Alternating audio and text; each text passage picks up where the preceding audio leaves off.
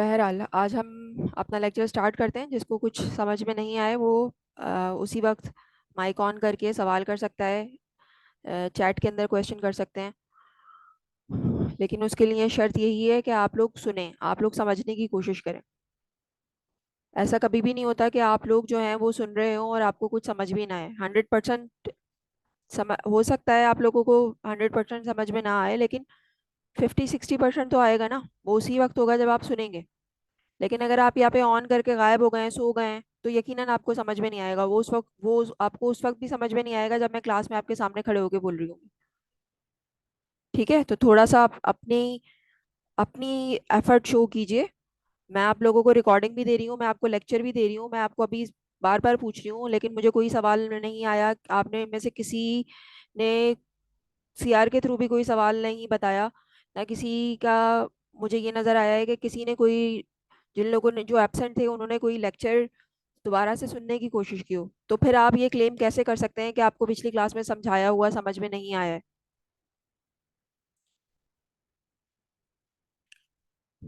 Agro industrial by products हमने पिछली class में शुरू किए थे, उसी को हम कंटिन्यू करेंगे। एग्रो इंडस्ट्रियल बाय प्रोडक्ट्स क्या होती हैं? वो बाय प्रोडक्ट्स होती हैं जो कि आपको खेतों से, और वो इंडस्ट्रीज जो फूड इंडस्ट्रीज कहलाती हैं, वहां से आपको वेस्ट मिलता है।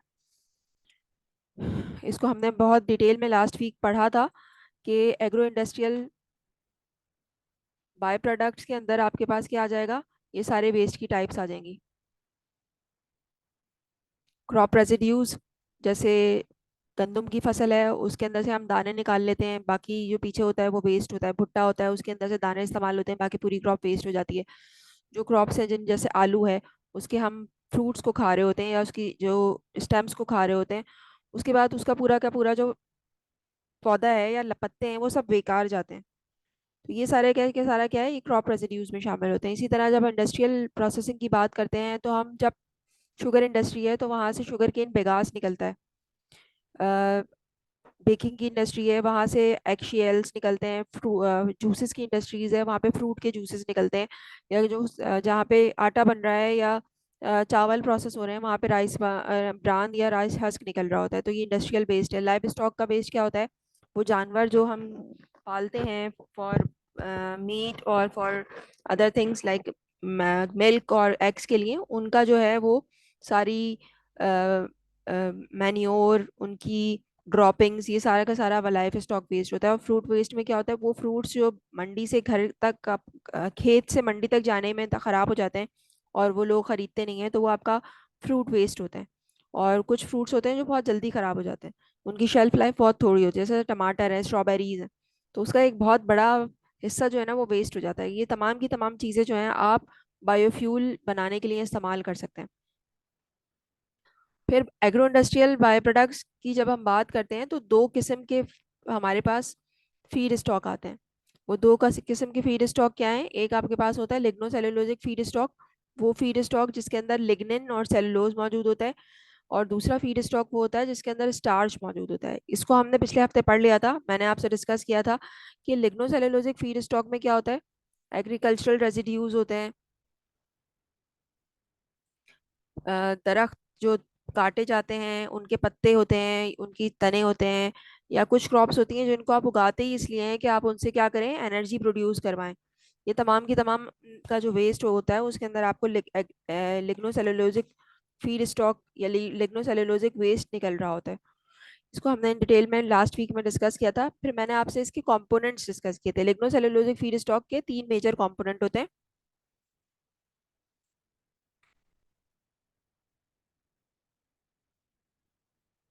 एक होता है हमारा सेलुलोज। सेलुलोज क्या होता है? अ, वो बायोमास होता है जिसके अंदर होमोपॉलीमर है, और वो ग्लूकोज पे मिलके बनता है, ग्लूकोज से मिलके बन रहा होता है। और ये सबसे ज्यादा दुनिया में अबंडेंट है। जितना भी हम लकड़ी के सामान की बात करते हैं, तो basically we are talking about cellulose. ठीक है, स्टेबिलिटी, स्ट्रेंथ, ये दरख्त को प्रोवाइड कर रही होती है। 23 टू 53% जो होता है वो सेलुलोज होता है किसी भी लिग्नो सेलुलोजिक वेस्ट में। फिर हमारे पास हेमी सेलुलोज होता है, ये हाइड्रोपॉलीसेकेराइड है। आपको होमो और हेट्रो का डिफरेंस मैंने बोला था आपको करना है। मैं उम्मीद करती हूँ आप लोगों ने कर लिया होगा। फिर यहाँ पे एक और डिफरेंस है, सेल्यूलोज जो होता है उसको हम कहते हैं C6 शुगर से मिलके बनता है। C6 शुगर कौन होती है? ऐसी शुगर जिसके अंदर 6 कार्बन मौजूद होते हैं। फिर लेकिन जब हम हेमी सेलुलोज की बात करते हैं, हेमी सेलुलोज के अंदर C6 शुगर्स भी होती हैं और C5 शुगर्स भी होती हैं। तो दोनों से मिलके बनता है। ये इसका एक डिफरेंस है कि सेलुलोज सिर्फ एक तरह के शुगर से मिलके बनता है, तो इसलिए हम उसको होमोपॉलीसेकेराइड कहते हैं। हेट्रो हेमी सेलुलोज जो होता है वो मल्टीपल टाइप के मोनोमर उसमें होते हैं। जाइलीन है, अरेबनोज है, मैनोज है, ग्लूकोज है, गैलेक्टोज है, तो इसीलिए इसको हम हेट्रोपॉलीसेकेराइड कहते हैं। एक ऐसा पॉलीसेकेराइड जो डिफरेंट मोनोमर से मिलके बन रहा है। 20 to 30%, 35% आपका ये होता है। और लास्ट में हमारे पास है लिग्निन। लिग्निन क्या है? पॉलीफिनोल या एरोमेटिक कंपाउंड से मिलके बनता है। ये पौधों को वाटर रेजिस्टेंट बना रहा होता है। आपका जो भी पौधा है, आप देखते हैं लकड़ी को पानी में डालें तो लकड़ी डिजोल्व नहीं हो जाती है, जबकि दूसरा वाला जो मटेरियल होता है स्टार्च, वो पानी में डिजोल्व हो जाता है। तो ये लिग्निन जो है वो पानी को लकड़ी को वाटर रेजिस्टेंट बना रहा होता है, माइक्रोब के, बैक्टीरिया के अटैक से रोक रहा होता है, और उसको क्या करता है, उसको स्ट्रेंथ प्रोवाइड करता है। अब जैसे कि मैंने बताया कि सेलुलोज और हेमी सेलुलोज वो चीज़ें हैं जो बेसिकली यूज़ की जाती हैं बायोफ्यूल की प्रोडक्शन में। लिग्निन नहीं होता है इतना ज़्यादा, सबसे ज़्यादा जो यूज़ होता है वो सेलुलोज होता है, उसके बाद हेमी सेलुलोज। इन दोनों का एक मेजर कंपोनेंट है, वो क्या है? ग्लूकोज। ग्लूकोज जो है क्या है? एक C6 शुगर है, 6 कार्बन पे मुश्तमिल एक शुगर है। और ये बहुत आसानी से क्या करता है, माइक्रो ऑर्गेनिज्म इसको यूटिलाइज करते हैं और शुगर बनाते हैं। हमने ईस्ट का रिएक्शन देखा था। ईस्ट क्या करता है? कन्वर्ट करता है शुगर्स को अल्कोहल के अंदर, और वो आपका क्या कहलाता है? वो आपका बायोफ्यूल कहलाता है या अल्कोहल कहलाता है। अल्कोहल एक biofuel, first generation, second generation. इसी तरह जाइलोज है, जाइलोज भी एक शुगर है। ये भी क्या करते हैं? ये भी इसको आप फर्मेंटेशन करके आप इसको इथेनॉल और जाइलिटोल बनाने के लिए इस्तेमाल कर सकते हैं। तो हमारे पास पहले पॉलीसेकेराइड था, पॉलीसेकेराइड ब्रेक डाउन हुआ, उसमें से मोनोसेकेराइड्स निकले, मोनोमर्स निकले, और वो मोनोमर्स क्या करेंगे? उन मोनोमर्स की फर्मेंटेशन होगी, और फर्मेंटेशन के रिजल्ट में आपके पास क्या बनेगा? आपके पास बनेगी अल्कोहल बनेगा, आपका बायोफ्यूल बनेगा। अच्छा, ये स्ट्रक्चर भी मैंने पिछले हफ्ते बताया था। ये एक फाइबर है सेलुलोज का, ब्राउन वाली चीज है, वो लिग्निन को शो कर रही है। लिग्निन जो है वो इस तरह जो है पॉलीसाइक्लिक कंपाउंड होता है। अगर आप गौर से देखें या नेट पे कहीं पे और कोई अच्छी पिक्चर मैं आपसे शेयर कर दूंगी, तो यहाँ पे क्या है, आपको सारे ये एरोमेटिक रिंग नजर आ रहे हैं, बेंजीन की तरह के साइक्लिक रिंग नजर आ रहे हैं। दूसरे एंड पे अगर हम देखें तो ये हमारे पास क्या है? सेलुलोज का स्ट्रक्चर है, जिसके अंदर एक जैसे मोनोमर होते हैं, ग्लूकोज पे कंसिस्ट करता है। और ये दरमियान में ग्रीन वाला जो स्ट्रक्चर है, ग्रीन वाली जो फाइबर्स हैं, वो सेलुलोज है। फिर हेमी सेलुलोज क्या होता है? मल्टीपल शुगर्स मौजूद होती हैं। देखें यहाँ पे कोई C5 है, कोई C6 है, और मल्टीपल शुगर्स मिलती हैं, इसीलिए वो कहलाता है हेट्रोपॉलीसेकेराइड। तीनों से मिलके आपका क्या बनता है? लिग्नोसेलुलोजिक फीड स्टॉक बनता है। फिर हमारे पास है स्टार्ची मास। स्टार्ची मास भी बहुत सारी जगहों से निकल के आता है। जैसे पोटैटो इंडस्ट्री है, उसका जो पानी है वॉश करने के लिए, जो वाटर पोटैटो को वॉश करते हैं, उसके पानी में स्टार्च आ जाता है। तो वो जो स्टार्च होता है वो, एक तो अच्छी बात ये है स्टार्च की कि स्टार्च को आप आसानी से डाइजेस्ट कर सकते हैं। हमारी बॉडी आसानी से ये स्टार्च को डाइजेस्ट करती है, सेलुलोज को हम डाइजेस्ट नहीं कर सकते। फिर स्टार्च का जो भी वेस्ट होता है, अगर आप उसको फेंक देंगे तो वो जाके आपके वाटर बॉडी के अंदर कंटामिनेशन करेगा, वाटर बॉडी को पलूट करेगा। तो इसका बेहतर तरीका ये है कि उस पानी को कंज्यूम करें और उससे आप अपने प्रोडक्ट्स सिंथेसाइज करें। तो स्टार्ची वेस्ट जो होता है वो ज़्यादातर कहाँ से आता है? जब हम सीड्स की बात करते हैं, जैसे जैसे आपके पास है गंदुम है, जैसे आपके पास चावल है, ये सीड्स हैं हमारे। इसी तरह हमारे पास ट्यूबर्स हैं, आलू है, चुकंदर है, गाजर है, ये सब ट्यूबर्स हैं। सब इनके अंदर क्या होता है? आपके पास होमोपॉलीमर की फॉर्म में आपके पास ग्लूकोज मौजूद होता है। होमोपॉलीसेकेराइड है, किससे मिलके बन रहा है? ग्लूकोज से मिलके बन रहा है। ये इसका स्ट्रक्चर है। ग्लूकोज के स्ट्रक्चर में दो टाइप के मोनोमर्स होते हैं, दो टाइप की चेन्स होती हैं। एक चेन कहलाती है अमाइलोज, जिसमें इस तरह लीनियर स्ट्रक्चर ज्वाइन होता है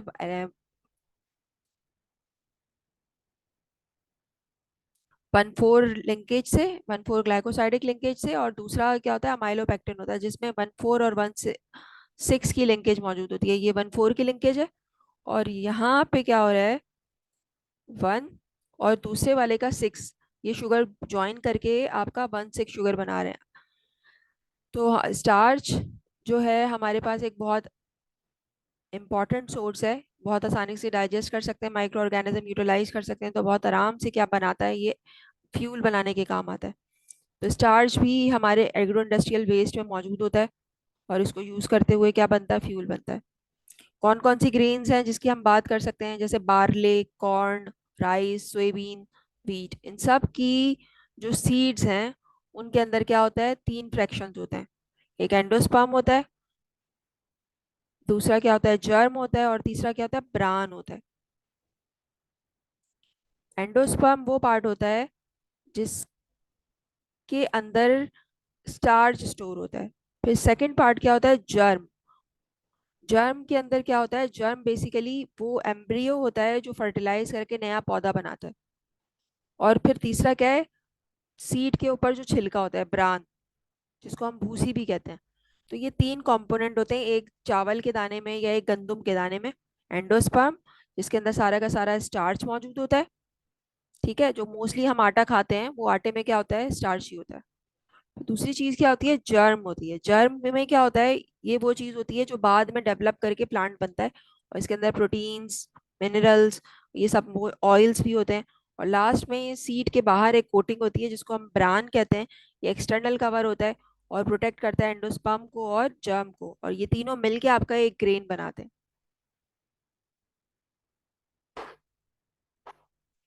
अब हमारे पास जब हम आटा पीस रहे हैं या हम चावल को प्रोसेस कर रहे हैं तो क्या होता है, हमारे पास मोस्टली ब्रान को हम हटा देते हैं, ब्रान हमारे पास हट जाता है।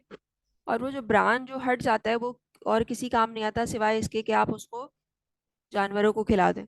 अच्छा, आपने सुना होगा डॉक्टर कहते हैं जो शुगर के पेशेंट हैं उनको बेचने आटे की रोटी खिलाएं, उनको ऐसा आटा खिलाइए जिसके अंदर भूसी मौजूद हो। क्यों? क्योंकि वो जो भूसी होती है ना, वो बहुत इंपॉर्टेंट सोर्स होती है, उसके अंदर लिपिड्स होते हैं, मिनरल्स होते हैं, प्रोटीन्स होते हैं। और वो क्या करती है, वो हेल्प करती है आपको कॉम्प्लेक्स शुगर के लिए। सेलुलोज उसमें मौजूद होता है, कॉम्प्लेक्स शुगर उसमें मौजूद होता है, वो आपको हेल्प कर रही होती है। लेकिन हम क्या करते हैं, हमारी हैबिट है कि हम छान छान के फेंक देते हैं।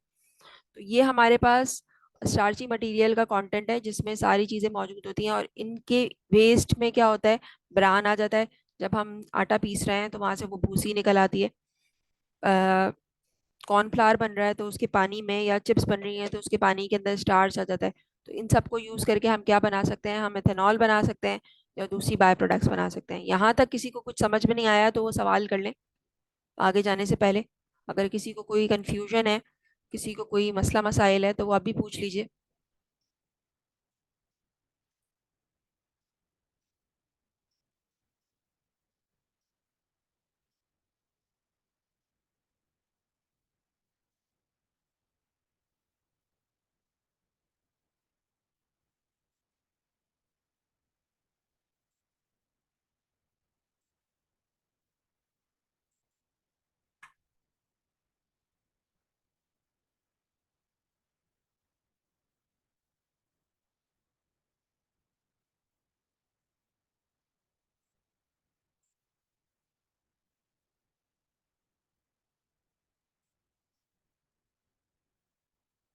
ठीक है।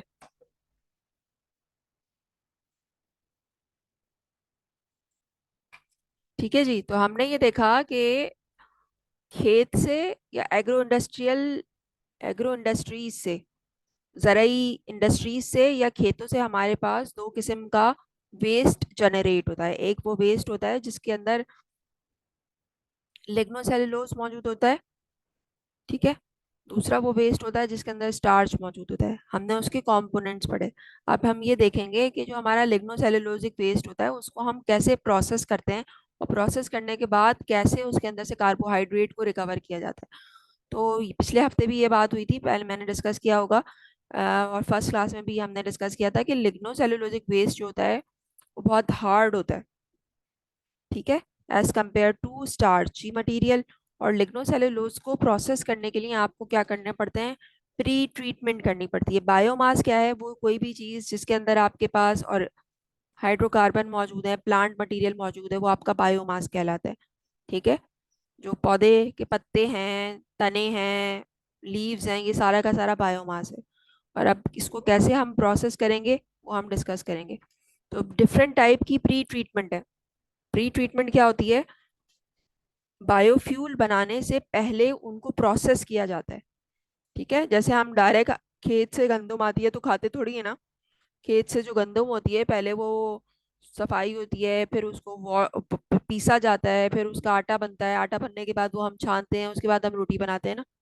तो वो क्या है, पहले एक्चुअल रोटी बनाने से पहले के स्टेप्स हैं। इसी तरह जब हम बायोफ्यूल बना रहे हैं तो यहाँ पे भी क्या होगा, लिग्नोसेलुलोजिक वेस्ट जो खेत से आया है पहले उसको क्या करना पड़ेगा, आपने प्रोसेस करना पड़ेगा। तो डिफरेंट प्रोसेसिंग है, इनको हम देखेंगे। 3 किस्म की प्रोसेसिंग होती है, बल्कि 4 किस्म की, ये हमने पहले लेक्चर में भी डिस्कस किया था। केमिकल प्रोसेसिंग, जैसे जहाँ पे केमिकल्स यूज हो रहे हैं, एसिड यूज हो रहा है, बेस यूज हो रही है। फिजिकल प्रोसेसिंग, जहाँ पे आप कोई ग्राइंडर्स इस्तेमाल कर लें या ब्लेंडर्स को यूज कर लें, या उसको कुछ मशीन्स होती हैं जिसके अंदर आप मटेरियल डालें तो उसको छोटे छोटे छोटे छोटे क्रश कर देता है, क्रशर को इस्तेमाल कर लें। फिर फिजियोकेमिकल, मतलब एक ऐसा मेथड जहाँ पे केमिकल भी यूज हो रहा है और फिजिकल मेथड भी यूज हो रहा है, तो फिजियोकेमिकल। और लास्ट में बायोलॉजिकल। तो 4 किस्म की प्री ट्रीटमेंट्स होती हैं। या एक एक करके भी कर सकते हैं, खाली केमिकल कर लें, खाली फिजिकल कर लें, या खाली बायोलॉजिकल कर लें। और ऐसा भी होता है कि एक से ज़्यादा प्रोसेसेस को आप इन कॉम्बिनेशन इस्तेमाल कर लें। तो ये प्रोसेस कैसे यूज होते हैं? अकेले भी हो सकते हैं और इनको आप कॉम्बिनेशन के अंदर भी इस्तेमाल कर सकते हैं, फीड स्टॉक पे। और उसके बाद क्या करते हैं, आपकी उससे कार्बोहाइड्रेट्स की रिकवरी हो जाती है, और वो कार्बोहाइड्रेट्स को क्या करते हैं, आप फ्यूल बनाने के लिए इस्तेमाल करते हैं।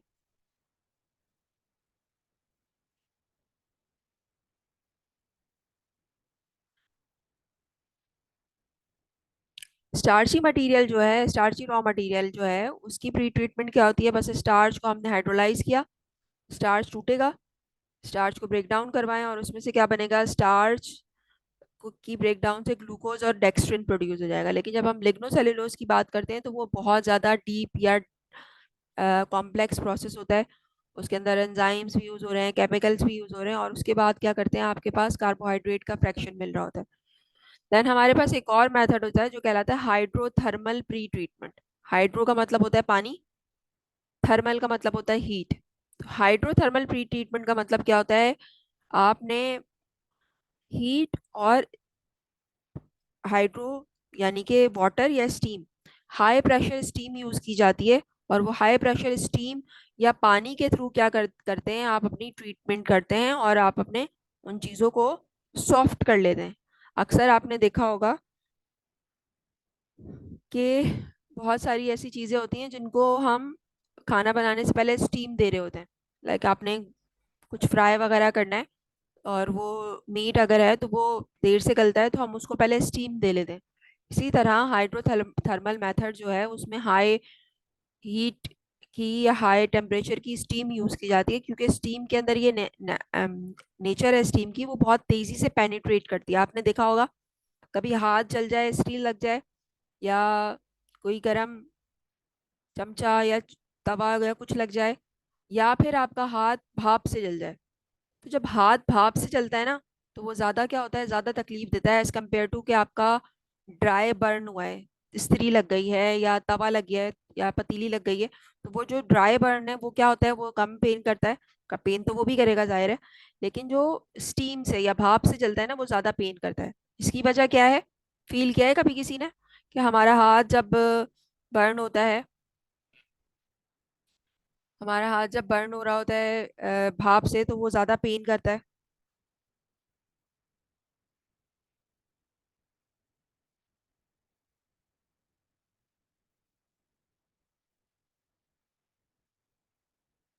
इसकी रीज़न ये है, इसकी रीजन क्या है, इसकी रीजन ये है कि भाप जो होती है उसके अंदर उसकी ये बहुत आसानी से वो ज्यादा पेनिट्रेट कर सकती है। स्टीम जो है वो बहुत तेजी से आपकी स्किन के अंदर पेनिट्रेट कर सकती है। स्टीम के अंदर पावर होती है कि वो ज्यादा पेनिट्रेटिंग है। तो वो जब पेनिट्रेटिंग ज्यादा है तो वो जब ज्यादा अंदर तक जलाएगी तो ज्यादा तकलीफ होगी। तो हम उसी स्टीम को या हाइड्रोथर्मल प्री ट्रीटमेंट को यूज कर रहे हैं लिग्नोसेल्यूलोज को सॉफ्ट करने के लिए या उनको प्रोसेस करने के लिए। ये मेथड जो है वो बहुत ज़्यादा आपको पेपर से मिलता है रिपोर्ट किया हुआ, और इसके साथ समटाइम्स कोई केमिकल कैटलिस्ट भी यूज़ नहीं किया जाता सिवाय इसके कि आपने उसको प्रेशर कुक कर दिया या आपने उसको स्टीम के थ्रू जो है ना वो सॉफ्ट कर दिया, और आप कहते हैं कि इसके थ्रू आपकी क्या हो जाती है, प्रोसेसिंग आसान हो जाती है और केमिकल फ्री हो जाती है। These approaches are found to be environmental friendly, environmentally and economically appealing for biorefineries। ये सारी अप्रोचेस जो हैं इनको हम यूज़ करते हैं। ज़्यादा बेहतर वो होती हैं जो कि चीप हों, सस्ती हों। जितनी महंगी होगी उतना मुश्किल है, जितनी सस्ती हो गई उतना ज़्यादा चांसेस है कि आप उसको इंडस्ट्रियल लेवल पे आसानी से इस्तेमाल कर सकते हैं।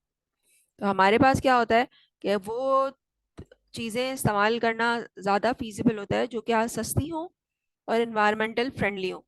तो हमारे पास हाइड्रोथर्मल मेथड जो है बिना केमिकल के इस्तेमाल हो रहा है, वो क्या होता है, एक अच्छा अच्छा ऑप्शन है।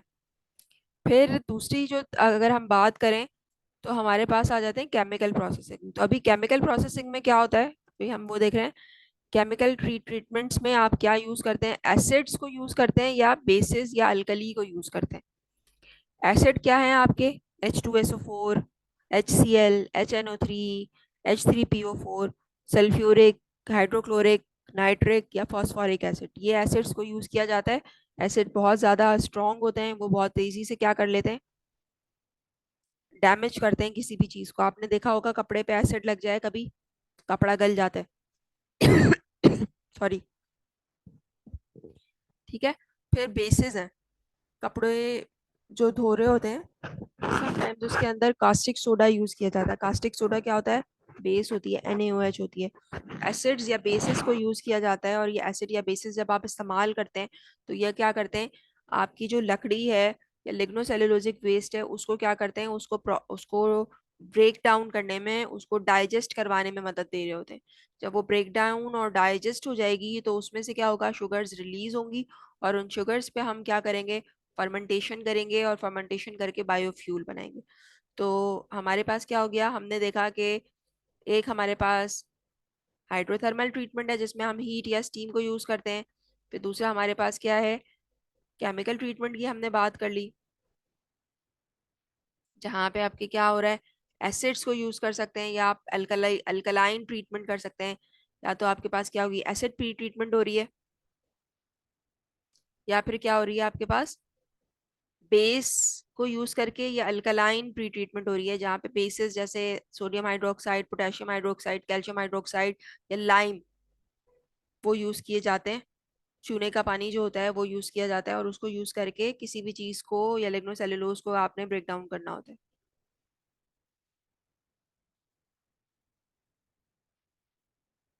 ये तमाम का तमाम वेस्ट, ये हम पहले भी डिस्कस कर रहे थे, ये रिपीट हो रहा है। ये तमाम का तमाम वेस्ट अगर आपने इसको कुछ हैंडल नहीं किया तो आपके एनवायरनमेंट में ये वेस्ट क्या होगा, जनरेट होता रहेगा, और ये जनरेट होके क्या करेगा, एनवायरमेंटल प्रॉब्लम बनेगा। तो ज़्यादा अच्छा ऑप्शन ये है कि आप इन वेस्ट को प्रोसेस करें, इनसे फ्यूल बनाएं, ताकि आप वेस्ट को क्या कर सकें, रिसाइकिल कर सकें, या वेस्ट को कन्वर्जन कर सकें into a value added product.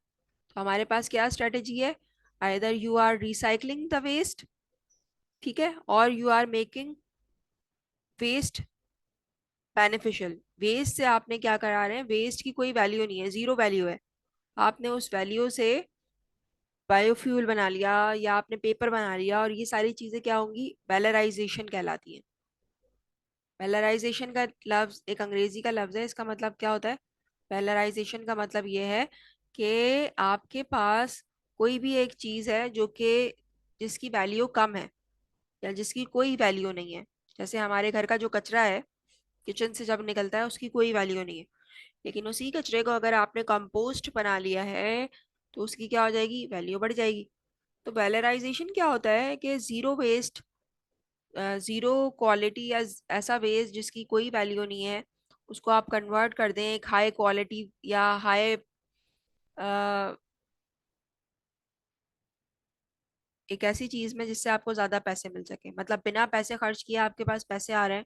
कैसे, वैलराइजेशन से। कैसे आएगा, एग्रीकल्चरल वेस्ट लेंगे, उसको कन्वर्ट करेंगे, और कन्वर्ट करके उससे फ्यूल और दूसरी चीजें बनाएंगे। तो ये हमारा क्या है, वैलराइजेशन है।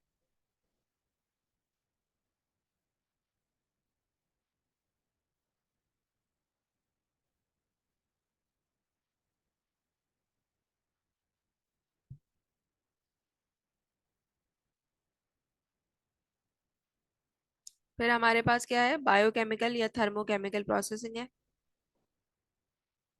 बायोकेमिकल प्रोसेसिंग क्या होती है, जब आप एंजाइम्स को यूज कर लें, या बायोलॉजी और केमिकल रिएक्शन और बायोलॉजिकल रिएक्शन को कंबाइन फॉर्म में यूज करें, तो वो क्या कहलाता है, वो बायोकेमिकल प्रोसेसिंग या बायोलॉजिकल एंड केमिकल प्रोसेस कहला रहा होता है। फिर थर्मोकेमिकल, या केमिकल और हीट दोनों इस्तेमाल हो रही है।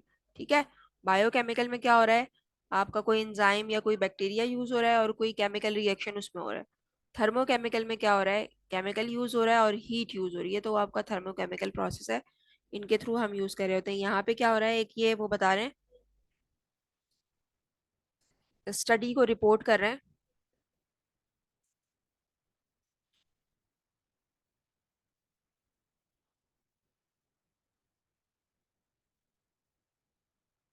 The biochemical conversion pathway, which is a combination of biological and chemical processes, is commonly used to convert agricultural waste. जब एग्रीकल्चरल वेस्ट होता है, उसको ट्रीटमेंट करने के लिए, उसको यूटिलाइज करने यूज करने से पहले हम क्या करते हैं, बायोलॉजी बायोलॉजी बायोलॉजिकल और केमिकल दोनों रिएक्शंस को यूज करते हैं, और उसके रिजल्ट में क्या होता है, आप क्या बना सकते हैं, ये सारे फ्यूल बना सकते हैं। Bio diesel, biomethane, bioethanol, biobutanol. कब, कौन से वेस्ट को आप बायोकेमिकली प्रोसेस करेंगे, वो वेस्ट जहां पे ये सारा कंडीशंस होंगी। मैं इसको दूसरे कलर से हाईलाइट कर देती हूँ।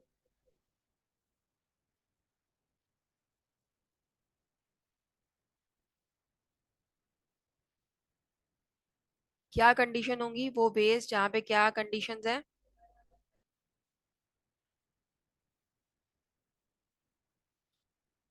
मॉइस्चर ज्यादा होगा, सेल्यूलोज ज्यादा होगा, हेमी सेल्यूलोज ज्यादा होगा, और C/2N रेशो जो है वो 30% से ज्यादा है। C/2N रेशो का क्या मतलब होता है, कोई बता सकता है मुझे, व्हाट इज C/2N रेशो?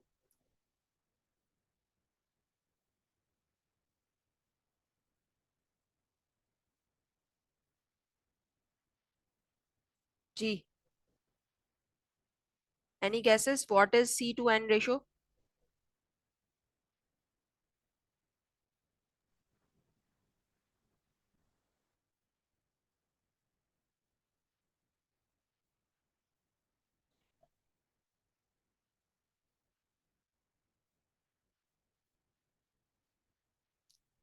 क्या होता है C/2N रेशो, कोई गैस लगाएगा? C फॉर क्या होता है, N फॉर क्या होता है? Miss carbon to nitrogen. जी, बिल्कुल, carbon to nitrogen ratio.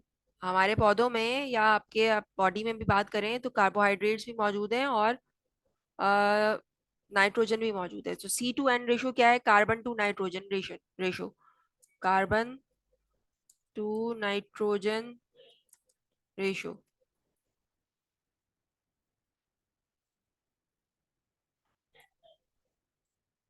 Carbon to nitrogen nitrogen ratio जो है वो हमारे पास जब 30% से ज्यादा होगा, then we go for biochemical process. ठीक है, ये हमारा क्या है, कार्बन टू नाइट्रोजन रेशो। अच्छा, दूसरा क्या है, वाइस वर्सा। जब आपके पास मॉइस्चर कम हो, C/N रेशो कम हो, तो हम क्या करेंगे, और लिग्निन ज्यादा हो, then what we do thermochemical conversion. ठीक है।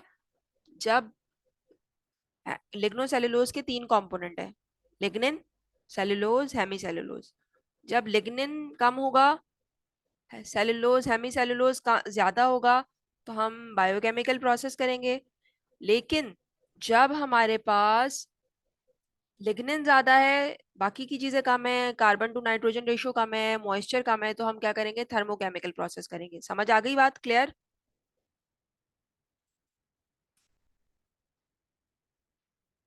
मिस ये ये रिपीट बायोकेमिकल। कर जी। ये रिपीट कर दें। ठीक है। अ, देखो, मैंने आपको ये बताया, मैं आपको ये बता रही हूँ कि जो हमारे पास वेस्ट है ना, उसको हमने पहले प्रोसेस करना होता है। उस प्रोसेस करने के बाद वो चीज़ों को आपने क्या करना होता है, यूटिलाइज कर सकते हैं, अदरवाइज वो आपको फ्यूल बना के नहीं देंगी। ठीक है। तो हमने देखा हाइड्रोथर्मल प्रोसेस था, केमिकल प्रोसेस था। अब आया बायोकेमिकल या थर्मोकेमिकल प्रोसेस। बायोकेमिकल प्रोसेस हम कब करते हैं, जब हमारे पास ये वाला क्राइटेरिया होगा, ये वाला क्राइटेरिया। ठीक है।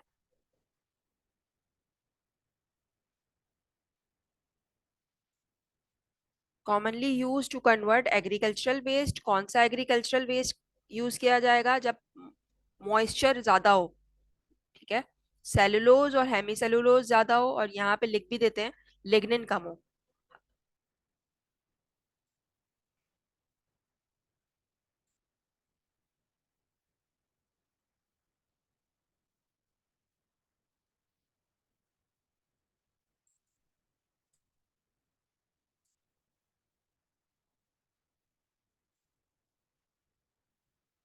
एग्रीकल्चरल वेस्ट जिसमें मॉइस्चर ज्यादा हो, जिसके अंदर आपके पास सेलुलोज और हेमी सेलुलोज ज्यादा हो, high cellulose and hemi cellulose, and low lignin content, and ratio C/N ratio जो है वो 30 से ज्यादा हो, तो हम उसको बायोकेमिकल प्रोसेस करेंगे और उससे ये वाले बायोफ्यूल्स बनेंगे, टू प्रोड्यूस दीज बायोफ्यूल्स।